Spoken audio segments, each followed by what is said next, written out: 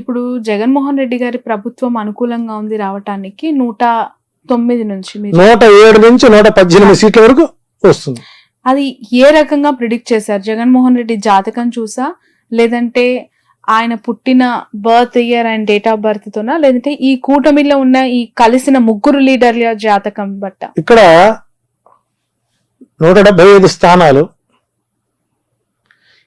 ఏ స్థానానికి ఆ స్థాన బలం. ఉదాహరణకి నెల్లూరు పార్లమెంట్ ఉంది. 1952లో ఎస్టాబ్లిష్ అయినటువంటి నెల్లూరు పార్లమెంట్ ఎంపీ సీట్. ఆ రోజు ఉన్నటువంటి ప్లానెటరీ పొజిషన్ ఏంటి?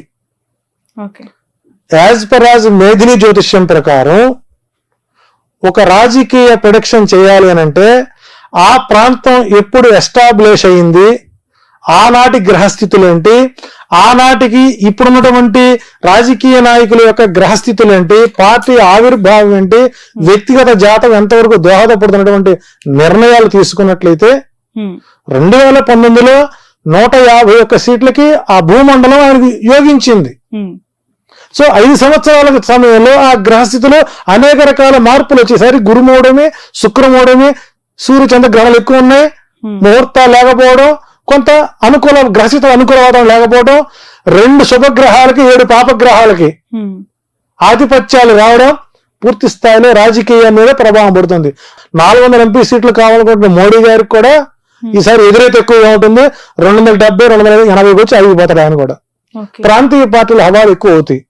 సో కాబట్టి ఒక నియోజకవర్గంలోని విజయ అవకాశాలు నిర్ధారణ చేయాలంటే ప్లస్ ఆ ప్రాంతంలో ఉండేటువంటి రేఖాగణితం మీద, లాంగ్ లాచిట్యూడ్ మీద, ఆ వ్యక్తి యొక్క అభిప్రాయం, ఆ పార్టీ యొక్క బలం ఆ ప్రాంతాన్ని క్రోడీకరించుకున్నప్పుడు మాత్రమే చేయం. కాబట్టి రూరల్ ప్రాంతాలు, లేదా సముద్ర తీర ప్రాంతాలు ఉన్నటువంటి 900 కిలోమీటర్లు ఏవైతే ఉన్నాయో రేడియస్ అవుతుందో, సముద్ర మట్టానికి 180 అడుగులు ఎత్తున్నటువంటి ప్రాంతాలు ఏవైతే ఉన్నాయో ఇవన్నీ కూడా జగన్మోహన్ రెడ్డికి మేజర్ ప్లస్ గా మారుతున్నాయి. కాబట్టి విజయం, పార్టీ విజయానికి అవకాశాలు ఎక్కువగా ఉన్నాయి. సో ప్రతికూల వాతావరణంలో ఈ రోజున గనక ఇప్పటికిప్పుడు చంద్రబాబు నాయుడు గారు లింగమనేని రమేష్ ఇల్లు గనక వదిలేసి, అప్పట్లో నేను బస్సులో పడుకున్నాను, బాత్రూంలో పడుకున్నాను చెప్పుకున్నాడు కదా, అట్టాగే పడుకుంటూ ఆయన పార్టీ ఆఫీసులో కానీ లింగమనేని ఆక్రమిత స్థలంలో కానీ బీ ఫారం ఇస్తే ఓటమి పాలయ్యే వాళ్ళు 112 మంది ఉంటారండి. ఈ బీ ఫారం ఇచ్చే వరకు వీళ్ళు ఉంటారని నమ్మకం లేదు, కొత్త వాళ్ళు వస్తే రాకపోరని నమ్మకం లేదు. సో కాబట్టి మేధిని దేశం ప్రకారం జగన్మోహన్ రెడ్డి డైమండ్ షేప్ లో ఆయన వజ్ర వ్యూహాన్ని అవలంబిస్తున్నారు. ఆ వజ్ర వ్యూహం ఎఫెక్ట్ ప్రతిపక్ష కూటమిపై పడింది. కాబట్టి ప్రతిపక్ష కూటమి ఎనగలు చేసేటువంటి తప్పులే జగన్మోహన్ రెడ్డి విజయానికి పునాదులు అవుతాయని చెప్పొచ్చు. సింపుల్ గా చెప్పాలంటే వాలంటరీ వ్యవస్థ. నిన్నటిదాకా ప్రభుత్వపు సర్వెంట్స్, ఈ రోజున వాళ్ళు ఇండిపెండెంట్ క్యాండిడేట్స్. అప్పుడు ఆల్రెడీ మొదలు పెట్టారు. మేము ఫంక్షన్ ఇద్దాం అనుకున్నాం, చంద్రబాబు గారు సగ్గడ్డల రమేష్ గారి చేత ఈసీ కంప్లైంట్ ఇచ్చారు, కాబట్టి మేము మీకు ఇవ్వలేకపోతున్నాం, ఇకపై మీకు సంక్షేమ పథకాలు రావు, దానికి మీ చంద్రబాబు గారు అడ్డుపడుతున్నారు, కాబట్టి సంక్షేమానికి చంద్రగ్రహణం పట్టింది అని ఇప్పుడు స్వతంత్రంగా చెప్పే అవకాశాన్ని, ఒక కార్యకర్తగా మారే అవకాశాన్ని ఇచ్చింది ఎవరండి? చంద్రబాబు కదా. శ్రీకాళహస్తిలో బొజ్జల కొడుకు ఎమ్మెల్యే ఆస్పిరెంట్ వాలంటీర్లు ఉగ్రవాదులుగా పోలిస్తే గట్టి చెప్పిన అచ్చెన్నాయుడు, అది ఆయన వ్యక్తిగతం, పార్టీకి సంబంధం ఏంటంటే ఆయన పొడి చేసే ఏ పార్టీ నుంచి. పొద్దుటూరులో ఒక తిరుగుబాటు బావుట ఎగరేసేటువంటి ఒక తెలుగుదేశం రెబల్ క్యాండిడేట్ వాలంటీర్లు గొడవలేసి బజారు మీద కొడతాం, అది మీకు మైనస్ కాదా? ఆడవాళ్ళని ఎక్స్పోర్ట్ చేస్తున్నారు అని పవన్ కళ్యాణ్ మాడతాం ఎఫెక్ట్ కాదా? 2,30,000 మంది వాలంటీర్లు వాళ్ళ కుటుంబ సభ్యులు ఎంతమంది ఉంటారండి? వాళ్ళ బంధుత్వం ఎంతమంది ఉంటారు? ఇవన్నీ ఎఫెక్ట్ కాదా? లారీ డ్రైవర్కి ఇస్తే నీకెందుకు, అడుక్కొని ఇస్తే నీకెందుకు, టిప్పర్కి ఇస్తే నీకెందుకు అంటే జగన్మోహన్ రెడ్డి వేసినటువంటి వజ్రాయుధంలో వ్యూహంలో కూటమి ఇరుక్కొని వాళ్ళు చేసే తప్పులు ఎదుటి వారికి విజయ అవకాశాలు వారికి వారే అందిస్తున్నటువంటి తరుణంలో జగన్మోహన్ రెడ్డి గారి విజయం సునాయాసం అవ్వచ్చు.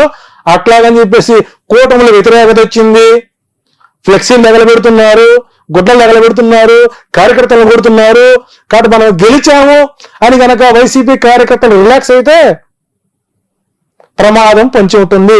ఈ నిర్లిప్తత, ఈ అసహాయత, ఈ తిరుగుబాటు, ఈ ఉద్యమాలు, ఈ కొట్లాటలు, ఈ తగలబెట్టుకోటాలు ఇవన్నీ చంద్రబాబు నాయుడు ఆడేటువంటి ప్లాన్ సి. ప్లాన్ బి అంటే జనసేనని బీజేపీని ఓడించడం. ప్లాన్ సి అంటే వ్యతిరేకత ఉన్నదని ఒక కవరింగ్ ఇచ్చి కార్యకర్తలను మోహరించి వైసీపీ వాళ్ళని రిలాక్స్ చేయడం. కాబట్టి చంద్రబాబు నాయుడు గారు పోల్ మేనేజ్మెంట్ లో దిట్ట అని పవన్ కళ్యాణ్ గారు ఒప్పుకున్నారు. వారికి కావాల్సిన దాష్టికులు కావాలి, నాయకులు కాదు, సలహాలు ఇచ్చేవాళ్ళు కాదు, సూచనలు ఇచ్చేవాళ్ళు కాదు. చూడండి ఆ వీడియో చూడండి మీరు. నాకు దాష్టికులు కావాలి అంటే రౌడీ మొక్క కావాలి, తగలబెట్టేవాళ్ళు కావాలి, మడ్రలు మానభంగాలు చేసేవాళ్ళు కావాలి, లూటులు చేసేవాళ్ళు కావాలి. వీళ్ళ మన కర్మ రాజకీయ నాయకులు. సో కాబట్టి సంక్షేమమే జగన్కి శ్రీరామ రక్ష. నవరత్నాలే నవగ్రహాలై నవ పాలకులై జగన్మోహన్ రెడ్డికి అనుకూలంగా ఉంటుంది. అందులో శని ఈసారి మంత్రి అయ్యాడు, రాజు ఏం చేయలేడు. సస్యాధిపతి, రసాధిపతి, అర్ఘ్యాధిపతి, సైన్యాధిపతి శని అయ్యాడు. కాబట్టి శని ఎవరికి బలంగా ఉన్నాడంటే జగన్మోహన్ రెడ్డికి బలంగా ఉన్నాడు. కర్షకులకు, శ్రామికులకు సపోర్ట్ ఎవరైతే ఏ రాజు అయితే సహకరిస్తాడో ఆ రాజ్యం సుభిక్షంగా ఉంటుంది. అప్పులు పాలైపోయింది. చాలకి చదివి చావండి ఒక్కసారి రాజకీయ నాయకులు. ఏ రాష్ట్రం అయితే ఆర్థికంగా వెనుకంజ వేసి ఉంటుందో ఆ రాజ్యంలో సంక్షేమం అందినట్టుగా లెక్క అని శ్రీకృష్ణదేవరాయల రాజ్యాంగంలోనే ఉంది, ఆయన రాజ్యపాలనలో ఉంది, చాణక్యుడు రాశాడు. కాబట్టి వీళ్ళు త్యాగాలకు మారిపోయారు, త్యాగ నిరతులు, పవిత్ర బంధాలు, అక్రమ బంధం ఎంతో చెప్పాలంటే చంద్రబాబు నాయుడు గారికి, బాలకృష్ణ గారికి, లోకేష్ గారికి, వాళ్ళ తోడలుడికి, వాళ్ళ బామ్మడికి 5 సీట్లు, పురంధరేశ్వర గారికి 6 సీట్లు. వీళ్ళకి త్యాగాల మీద అవసరాలు లేవండి. పాపం నాగబాబు బాగా పనిచేశాడండి. నాగబాబు లైన్లో ఉంటే ఆ రాజమండ్రి హోటల్లో 320 రూము హ్యాపీగా పడుకున్నాడుగా వచ్చి ఆయన సీట్ అవ్వలేదు. రఘురామకృష్ణరాజు గారు తిట్టకుండా పెట్టినట్టు రఘురామకృష్ణరాజు గారికి సీట్ ఇవ్వలేదు. ఏం పాపం చేశారు చెప్పండి? బ్యాంకు లూటీలు చేసిన వాళ్ళకి, ఆర్థిక మోసాలు చేసిన వాళ్ళకి, కాలు సెక్స్ రాకెట్ వాళ్ళకి, ఇంకా చెప్పాలంటే రైతు ఉద్యమం పేరుతో పెట్టినటువంటి డబ్బుని స్వాధీనం చేసుకుని కాస్త బొజ్జగించి ఆయన కొలికపూడి శ్రీనివాస్ గారికి తరగాలు చేస్తా ఉన్న వాళ్ళకి ఇది కూటమి అండి. ఏ భావజాలం ఈ కూటమి? కాబట్టి ఇవన్నీ ప్రజలు గమనిస్తున్నారు.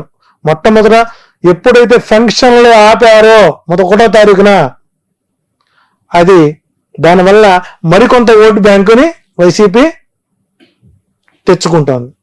కాబట్టి ఎదుటివాడి చేసే తప్పులు పక్కవాడికి లాభాలు అవుతాయంటంలో ఇదే తార్కాణం. థ్యాంక్ యూ సో మచ్ అండి జీవలన్ గారు, మీ అభిప్రాయాన్ని తెలియజేసినందుకు. ఎందుకంటే మేధిని జ్యోతిషం అనేది చాలా కొత్త, దాని ద్వారా గెలుపోటములు వివరించారు. ఇంతవరకు ఏ నియోజకవర్గంలో ఎవరికి ఏ విధంగా ఉంది, విజయం ఎవరికి దక్కబోతుంది అనేది చూద్దాం. రాబోయే రోజుల్లో ఎన్నికలు అవుతాయి, రిజల్ట్ వస్తుంది. మీరు అన్న జ్యోతిష్యంలో మీరు అనుకున్న అభిప్రాయం నిజమవుతుందా కాదా అనేది కూడా చూస్తాం. Thank you so much for your valuable time. ఇది జీవీఎల్ఎన్ ఆచార్యులు గారితో స్పెషల్ ఇంటర్వ్యూ.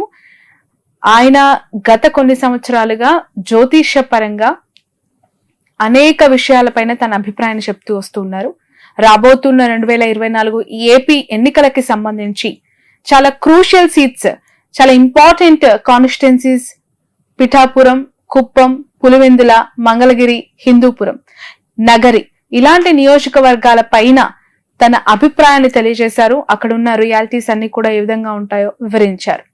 సో ఈ జ్యోతిష పరంగా వచ్చిన ఆన్సర్ రేపు రియాలిటీకి ఎంతవరకు దగ్గర అవుతుంది, మ్యాచ్ అవుతుంది అనేది కూడా చూద్దాం. That's all for now. చూస్తూనే ఉండండి క్యూబ్ టీవీ నెట్వర్క్.